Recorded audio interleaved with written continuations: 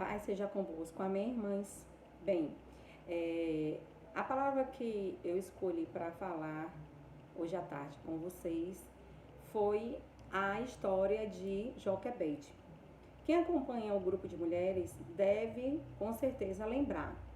Mas escolhi essa mulher de fé, de fibra e coragem para falar hoje à tarde em nossos corações. Então, essa história está em Êxodo capítulo 2. Depois, as irmãs podem dar uma lidinha. A leitura é muito, muito gostosa. Então, assim, a gente está falando aqui de um casal de fé, né? Tanto Arão quanto Joquebede é um casal de fé. Mas há vários relatos na Bíblia, não muitos, mas tem, da vida do seu esposo, Arão. Mas quem se sobressai na Bíblia é Joquebede, né? Pela atitude que ela teve. E qual seria essa atitude?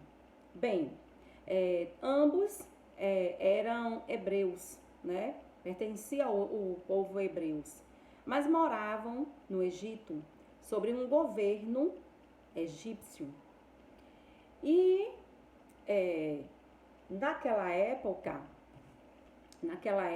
o rei, preocupado, né, com o seu reinado, observando, né, que o povo hebreu se multiplicava, o povo hebreu crescia, ele começou a ficar preocupado.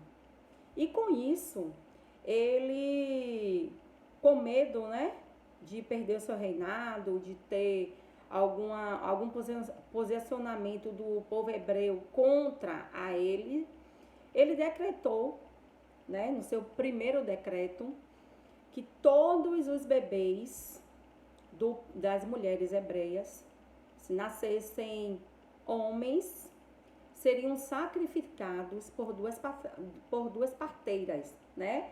Sifrá e Puá. E assim, elas tiveram essa missão, né? De abortar vidas. Só que elas foram também tementes a Deus. E elas não obedeceram a esse decreto do rei. Então, quando chegou no tempo, né, bem depois, Joquebede casou-se com Arão. E logo depois, Joquebede engravidou. Em tudo que ela engravidou, surgiu o novo decreto, que era que todos os bebês que fossem do sexo masculino, homens, seriam todos jogados no rio Nilo. Mas a nossa mulher de fé de hoje à tarde, Joquebede, ela não obedeceu a um rei, né, que foi o rei egípcio, mas obedeceu a um rei que está acima de qualquer outro rei, que é o nosso Deus, né? Ela pensou assim: eu não vou sacrificar o meu filho. Logo quando ela houve a gestação, chegou os 9 meses, e que uma das parteiras disse que o filho, né, ele era muito formoso, mais formoso de que uma criança formosa. Então, eu penso que seja uma criança não só bonita, mas bonita do bonito. Então, ela decidiu ali a não obedecer o decreto do rei. E com o passar do tempo, ela ficou ainda junto com o seu filho com 3 meses. E nesses 3 meses, acredito eu, que foi muita batalha, que foi muita oração, né? Muita coragem e determinação para que o desejo do rei não fosse à frente. Então, ela, acredito eu, né, sabedoria que Deus deu a ela dos altos, ela fez um cesto, né, de vime, conta a Bíblia no Êxodo capítulo 2, um cesto de vime, né, um cesto muito bem arquitetado, planejado, né, para que ele flutuasse no rio. Minhas irmãs, a ideia dela foi essa, de colocar o seu filho às margens do rio Nilo. E ela não teve medo do que poderia acontecer, tipo, o cesto não ter sido tão planejado e afundasse e o menino morresse afogado, ou que algum animal, tipo crocodilo, viesse e comesse seu filho. Mas ela seguiu em frente e pelo que eu li na Bíblia e pelos momentos de grupo, né, eu pude perceber que ninguém da família foi contra a sua ideia, né? Então eu acredito que também era uma família unida, né? Por isso que a Bíblia relata que eles eram um casal de fé. E aí ela instruiu, né? Chegou o dia de colocar, né, o seu bebê no rio e pediu a sua filha Miriam, que é uma das personagens também que a gente já conhece, para que ficasse observando, né, as margens do rio, o que iria acontecer, né, com seu irmão. E assim Miriam fez. Então, chegou um momento onde que a princesa, né, a filha do rei egípcio, foi se banhar, né, com as suas amas. E aí, então, ela avistou esse cesto e ficou curiosa. Ela ficou curiosa para saber o que era que tinha ali. E nessa curiosidade, pegaram o cesto e ela percebeu que se tratava de um bebê. E que esse bebê, pelas vestes, era um bebê hebreu. Miriam aqui, que estava de longe, observando tudo, foi lá e tomou a frente. Disse a ela, né, a princesa, se ela queria uma ama para cuidar desse bebê. E a princesa aceitou, gostou da ideia de Miriam. Então, Miriam foi lá e indicou a sua própria mãe, a mãe também deste bebê.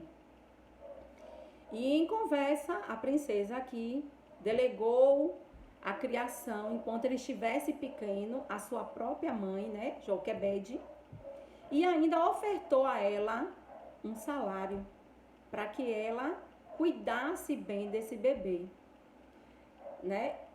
Quando esse bebê chegou a uma fase da vida, né, não tão criança, mas a Bíblia não relata, eu não li que idade,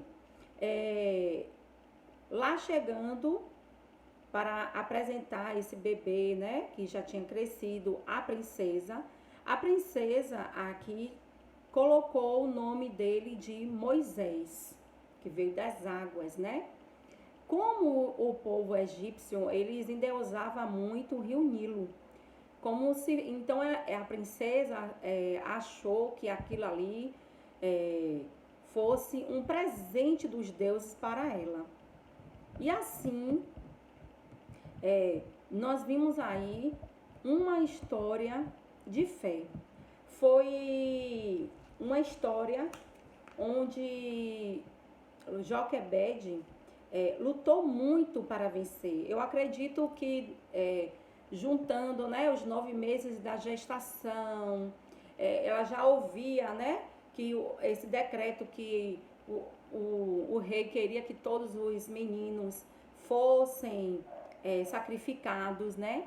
Naquela época não se tinha hoje, como hoje a gente vai para o médico, né, e faz os exames, a gente sabe o nosso sexo, né, do nosso bebê, Como se naquela época não tinha, então eu acredito que foi.